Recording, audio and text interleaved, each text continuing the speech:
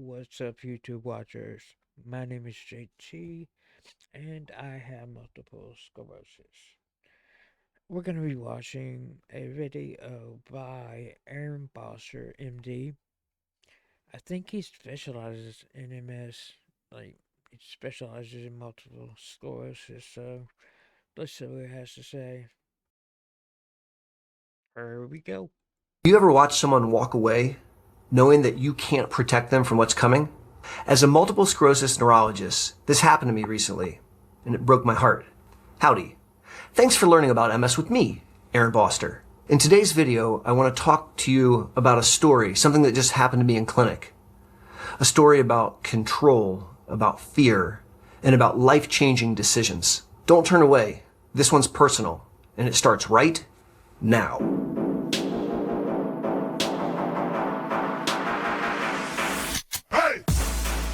A few weeks ago, I had a consultation with a very nice lady in her late 30s with relapsing MS. She shared that I was her fourth MS neurologist, and she shared very openly that she never felt a good connection with her neurologist. She didn't feel like I don't either. I think he's nice. I'm sure he's been around a while, my neurologist, and he don't really do nothing. I mean, he gives me medicine. That's basically what it is. But he and the MRIs they go by that, and I haven't had an MRI. I mean a lesion. It's not spreading or anything, but I don't know. I just got a feeling that he's not the right neurologist for me. she was adequately understood. She shared very openly that she did not want to consider a disease-modifying therapy. She didn't want to take a medicine, and she wanted to control her disease, but she only wanted to do it with lifestyle. I didn't lean in and talk about prescriptions. On the contrary, I wrapped up that first consult by asking her to do some homework. Number one, writing down her life goals. Number two, listing the symptoms that bother her the most. And number three, I asked her to think about what would it feel like if she were to take a disease-modifying therapy. We set up a televisit follow-up a week later to literally go over those homework questions. The beginning of our televisit follow-up started off very, very friendly.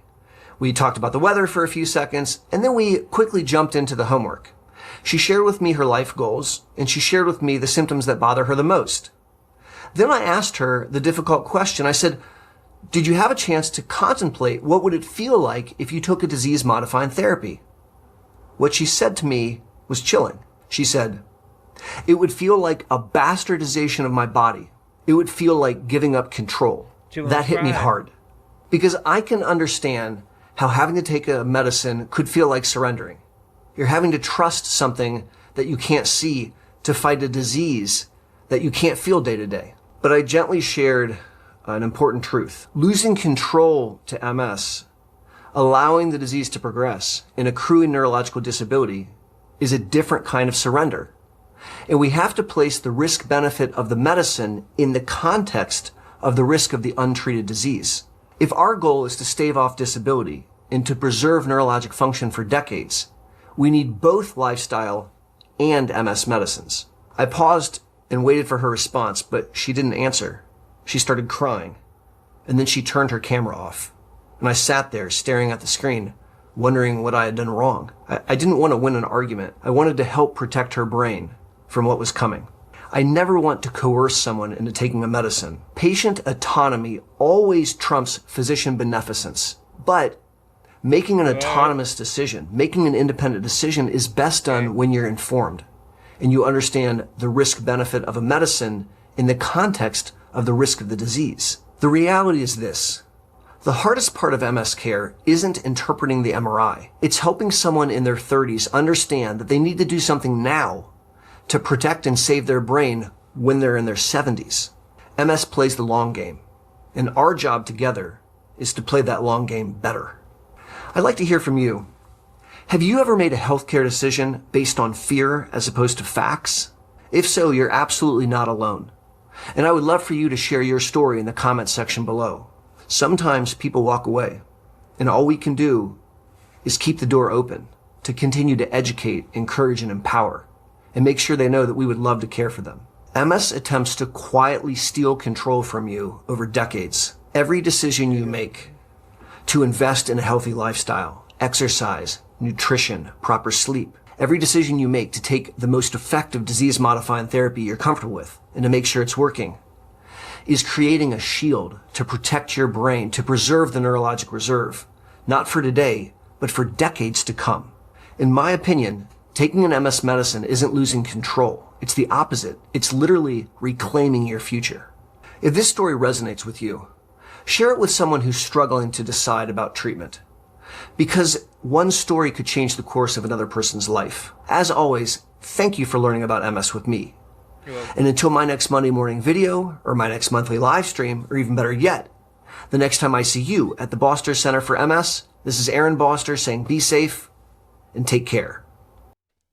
MS isn't easy at all, and if you have it, you understand.